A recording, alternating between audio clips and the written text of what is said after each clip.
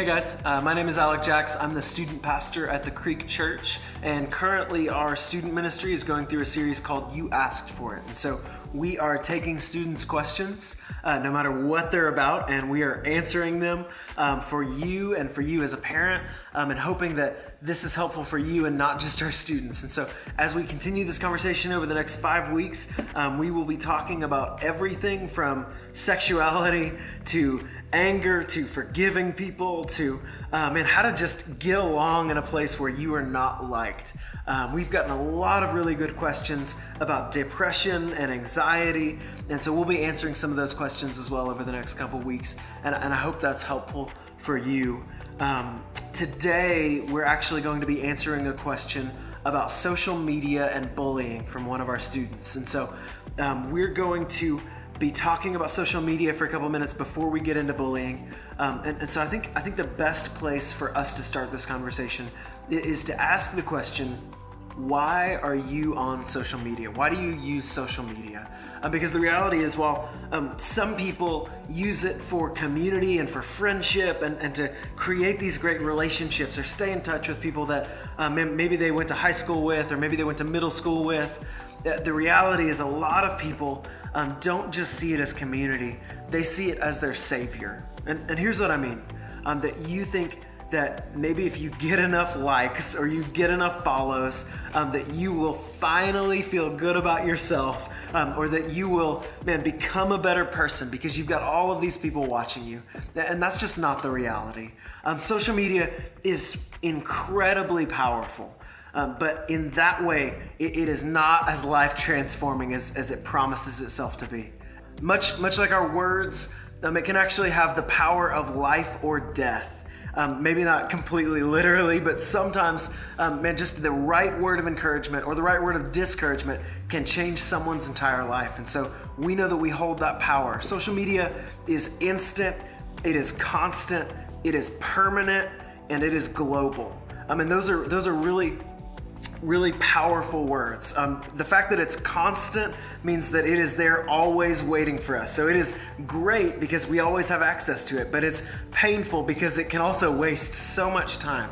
It is awesome that it is permanent because we can leave just in our little 140 characters an impact on our world. But at the same time, it's a little bit dangerous that it's permanent because what you did 3 years ago, 5 years ago, 10 years ago in your BC days, it can actually affect you now because it'll still be there in the Library of Congress waiting for someone to access. It is awesome that it's global because we can affect and have conversations with people all around the world. But it's also kind of dangerous because if we're honest, there are people in the world that we don't want our students interacting with. And so if you have questions about safeguards for your students and you're a member of the Creek and you want to come talk to me, we would love to walk you through how to secure your devices and really how to just protect your students' heart and mind as they enter into the world of technology.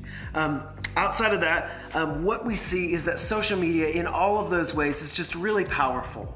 And like our words, it can shape a lot of different things in good ways and in negative ways. So James 3, when it talks about our words, actually compares the tongue, what we speak, what we say, to a fire. Actually it says that the tongue is like a fire set by hell, which is pretty strong language.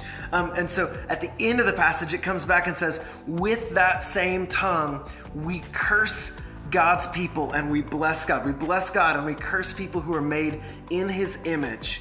And so when we think about that, all it's trying to get us to consider is that if we're going to bless God with our words, we should not, after that, go walk out and curse God. And what we see on the internet is a temptation to post whatever comes to mind. And sometimes, just to be totally honest with you, our thoughts should not become posts. They should stay thoughts. But as we're thinking about what we should post and what we shouldn't post online, and as we're communicating with our students about what that should look like, here are a couple filters and questions to ask them to help them consider what to post and what not to post. And I think the first question, and part of this is going to depend on where your student is at spiritually, but the first question they should ask is, does this glorify God?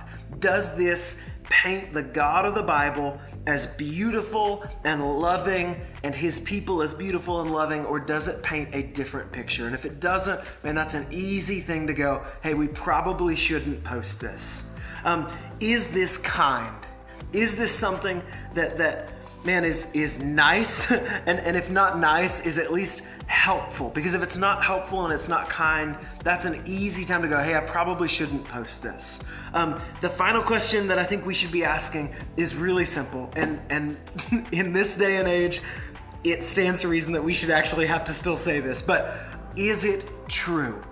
There are going to be a lot of opportunities to get online and in a moment of outrage, see a post and immediately want to share it. And I would just ask that if you're a believer, you would take a minute, go to Snopes, which is just a fact-checking website, go online, do your research, and make sure that what you're about to post is true. Because as gospel people, as people who have been changed by the gospel of Jesus Christ, we want to always be relaying what is helpful, what is true, and what is loving. And so when we consider what we post, we want to make sure that what we share, what we speak, falls under those categories. Because, man, God calls us to share what's beautiful and lovely and dwell on those things. And when we don't, man, we're casting a different image of who Jesus is and who his people are. Within that context, though, just to bring it back, you're going to experience some people who don't treat you well, some bullies. Maybe you've been that bully. And the temptation, as you think about these people online who are just jerks, trolls, whatever you want to call them, is to hope that they're going to be treated like some bullies in the Old Testament, right? That they're going to be treated like Goliath, where man, just a hero shows up on the scene. Maybe that's you. You shoot your 540 character tweet stones at this guy, take him out, take his head off, show it publicly, just like Goliath, right? But the New Testament gives us an entirely different picture of how bullies are to be treated, including when we're bullies. And so one image that comes to mind is the character of Paul. You may know him as Saul as well. He had a dual name. That's a conversation for a different day. But ultimately, what we see in his life is that he began as this guy who was wandering around basically murdering men, women, and children who were following Christ, who were following what was called then the way. And what we see is that in a moment, Jesus transformed him. By the power of his love and by the power of his grace, he called him to himself and he transformed Paul's life so that he was never the same.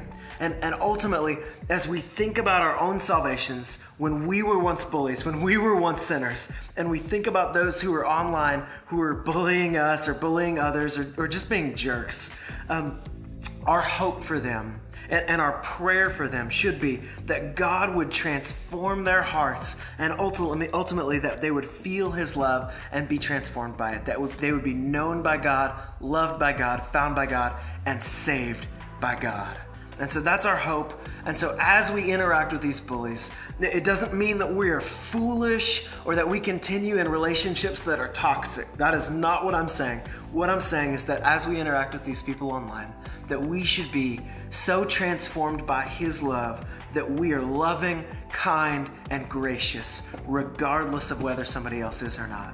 And so I hope that this has been helpful. At the end of the day, the gospel of Jesus Christ should transform not just whether or not you come to church on Sunday morning, but how you live, what you post, and how you speak. And that's my hope in this video. So in the next couple weeks, we'll come back and cover a lot of different topics. But I just want to thank you right now for listening. I hope you have a great day. We love you. See you soon.